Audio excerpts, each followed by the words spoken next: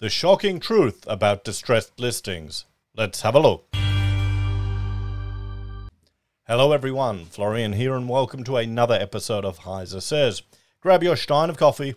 We're going to look at an article discussing the true number of distressed property listings around Australia. And if we jump here and have a look, and well, some people may be surprised, particularly those that believe the market is being flooded by distressed properties and is on the verge of a huge and calamitous property price crash. I saw an interesting post the other day. I think Facebook of all places, one of these groups here, and the person had jumped on board with a builder, and they just found this is a group bitching about a well-known builder. Everyone's complaining, and the person had jumped with the builder because they wanted to get in before new National Construction Code changes come into force. Because for the 3 houses they're building, that would have been an extra $100,000 in construction costs. So there you go, everyone. Housing affordability is not on the agenda at all. Okay, don't kid yourself when the politicians or when the people pretend like they think it's important. If they use housing affordability to get you to vote for them, it's bullshit. They don't care. No one cares, okay? It's not going to become affordable in Australia. And if you're hoping and waiting for a crash to get in the property market, I don't know how long you'll be waiting. I'll be finding other ways to build equity and wealth and other things. Everything in Australia seems to be increasing in number. Interest rates, costs of goods and services, property prices, the temperature. But the number of people selling their homes because they can't afford their mortgage is actually on the decline. New domain figures show a clear decrease in distressed listings across the capital cities, despite forecasts of the great fixed-rate mortgage cliff, where thousands of homeowners were expected to fall into distress financially and be forced to sell due to higher interest rates. I think Aussies can put up with a lot more shit than people realize. I think we've had it very good for a long time, and now people are going to have to tighten the belt. And you'd be amazed at what you can do without. It's kind of frustrating when you realize how much money you may have pissed away on stuff you don't need, but that's just life. So I think Australians are going to upset all the people that believe the bloody idiots they show on the news that can't even budget a bloody checkbook or something and take on 50 billion cash, payday loans and piss away all their money. They think that's normal. No, it's not. There's always going to be a 5% that have got no idea what they're doing.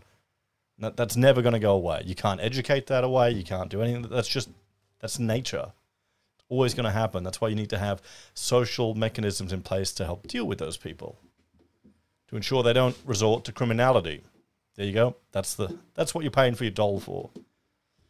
So let's look at this here. We can see the proportion of distressed listings. Okay, rising prices. Distressed listings go down. Went up, and now they've gone down. We have a look here. What are we? Good old Brizzy, under 4%, 5%. Sydney going down, Perth going down, Melbourne going down, Adelaide, Canberra, Hobart going down. What's the highest is Darwin, about 5%. The line graph says it beautifully. We've got those areas of prices rising, and as the market has recovered, the portion of distressed listings reduced, says Domain Chief of Research and Economics Dr. Nicola Powell. They all point in the same direction in terms of positivity in our housing market, she says. Distressed listings are when properties are sold urgently, typically due to financial struggles, before banks potentially repossess the home. Powell says that instead, what the data set does is it picks up those vulnerable homeowners who are perhaps struggling with the higher cost of debt and they need to offload before they get into the mortgage repossession situation. And that's probably a smart strategic move because the bank won't care about as much as you do. Stephen Hammelrick, Chief Economist and Head of Global Economic and Markets Research at the Commonwealth Bank of Australia, said he's not surprised by the low level of distressed listings. Speaking at the Commonwealth Private Property Pulse last week, this is a couple of weeks ago, he says the last thing people stop paying is their mortgage.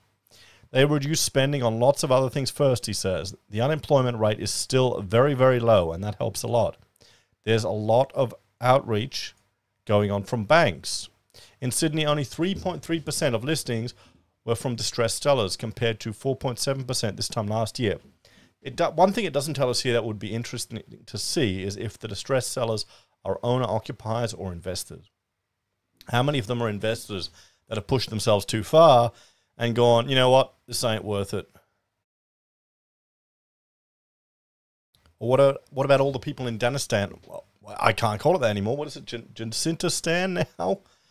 In Victoria. How many of them are just selling to get out of the new changes that have been placed onto landlords? In Melbourne, it was down 0.4 from 2% in August. Hobart and Darwin were also down 0.4 from 1.1% and 5% respectively, while Perth experienced a 1.3 point decrease from 3.7%. The sharpest decline came from Brisbane, my city, with a 2.4% decrease from 6.6%. So I bet you, because we've had the stupidest price increases of all the cities here in Brisbane. I mean, I'll show you. Let's have a look at the SQM Brisbane asking prices here, because it's just stupid. Okay, guys, there you go. Look at that. Look at that. Okay, that's nuts. Let's compare that to Sydney asking prices. Okay, sure, they went up. The overall number is significant, but look at Brisbane.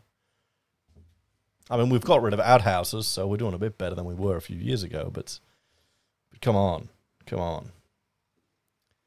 So, the capital city's level of distress listings remains very contained, and they shrunk across many of our cities every single month this year, Powell said. Overall, it showcases that homeowners are adjusting to financial circumstances to meet mortgage repayments. The other thing is that our housing market is into recovery.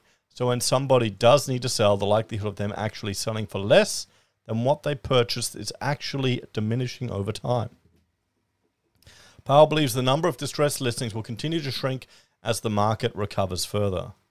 The domain data has found that 8 of the top 10 regions leading the distressed listing shrinkage in the country are in Queensland. Okay, so Wynnum, so down from 16.5%, oh boy, to 7.1. Coolangatta down the Goldie, 11.1% to 3.6. Pennant Hills and Epping, 8.9 to 3.3 in New South Wales. Mount Gravatt, shit, that's just up from me, from 15.6%, still pretty high, to 10.2. Surfers Paradise, I mean, I guess you could buy an apartment there, 13.6 down to 8.6. Capalaba, 10.5 to 5.3. The Hills District, 7.2 to 2.2. Inner East Brisbane, 8.1 to 3.2. Holland Park in Yeronga, 8.3 to 3.6. And Fairfield in New South Wales, 12% down to 7.3. So this does not scream a market that's on the brink of collapse. I mean, I know property prices are bullshit in Australia. Don't think I'm a property bro that's arguing that they're the best thing since sliced bread. You know, it's frustrating when you sit there and you work for a year in a business, you're running it, you got staff, you got all this shit and stress to deal with, and you got taxes and all these hoops to jump through, and more bullshit and shit and stress. And then you look at your house and look at that, it's doubled in value. It's like cheating, okay? The fact that a guy can work at Macca's, buy 5 houses before a boom, just sit on his ass, and then become a multi-millionaire. I mean, why'd I study for a decade?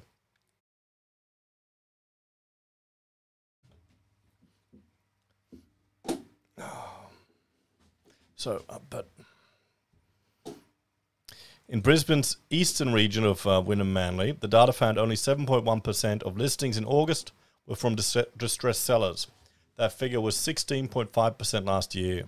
Local agent Katie Daunt of Coronis Bayside said the decrease in distressed sales could be related to the generally lower number of listings in the market. However, the distressed sales she's seen recently have been investors offloading their property. There you go. There you go. So it's investors. It's probably the kids who worked at Macca's. They bought their 30th property, and then they had to, for that article on news.com.au, so they could sell their Facebook course. And they just had to offload one of them then afterwards. It just wasn't worth holding. They're offloading not because they're desperate by any means, but often offloading because interest rates have risen. They might not be in positions where they can increase the rent or have increased the rent, and it's not at a level they'll cover the cost that they have if they have a couple of properties, she says.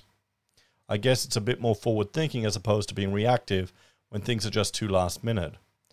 Daunt has also noted that some homeowners who bought at a premium in 21-22 have returned to the market, and she believes it could be because people were reevaluating their circumstances as interest rates rose. She feels the general market has improved thanks to a growth in buyer confidence and stabilizing interest rates. Powell says even though the market is improving and distressed listings are low, pockets of weakness will always exist and are more likely to be in mortgage belts, areas where it's more affordable and tend to attract first-time buyers. One example is the SA3 region of Blacktown in Western Sydney, where distressed listings have increased by 7% in the last year, up to 15.7%. Local agent Joseph Scarcella of Prime Real Estate Agents Mariong says this is due to a number of factors. Interest rates have gone up, people can't make their mortgage payments, investors are sick of holding investor properties because the cost of holding them is too dear. Scarcella has also seen a rise in investors offloading their properties in the past couple of months. The cost of holding investment properties is now greater than it was last year or the year before. The group that I talk to are mainly investors, and they are pretty much over interest rate hikes and the whole owning an investment property. They could probably put their money in a vehicle that can give them a greater return. True. I don't think property is the bee's knees of investing. Let's have a talk about all of this. I think one of the main advantages of property is that the banks will give you credit. You can leverage with property much easier than you can with other investments. But there you go, guys. The shocking news about distressed listings is that they are plummeting. They're plummeting. So, I mean, how many distressed sales or distressed listings do we need to start seeing before we start seeing some actual significant movement in the market? I honestly think we need to watch the unemployment rate. Have to see what happens in the next couple of years. But if things keep going the way they are, if demand keeps continuing, if work is still out there, what you'll see is a two-speed economy. You'll see Australians who are in property, who are employed, who are doing well financially, have no problem. Then you'll see others who are struggling, who are just going to, continue to struggle. Sadly, I think Australia is just maturing as a civilization. We're no longer the lucky country where you can immigrate and then find a cheap block of land, an hour out of the city in the sticks, and do it up and build a home and support a family. Now both people need to work in the household just to get by. But I wonder how many people who are bitching and moaning about property prices haven't looked at the changes and struggles and what previous generations had to do. Because I know I see all these people bitching and moaning all the time, and I think, well, for my father to get the opportunities he got, he had to travel to the other side of the planet. Some people don't want to leave the suburb they grew up in Sydney. So yeah, anyway. Let me know your thoughts and opinions on this one, guys. Thanks for watching. Check out Heise a bit more. Heise does. I will occasionally put content up there. Maybe when I get a bit quiet. I should have a break in about a week or so. As always, if you want to support the channel, you can financially on YouTube or Patreon, using our referral links, buying our pocket squares, or calling me if you need an architect. Take care. Have a great day. I'll see you in the next episode. Bye for now.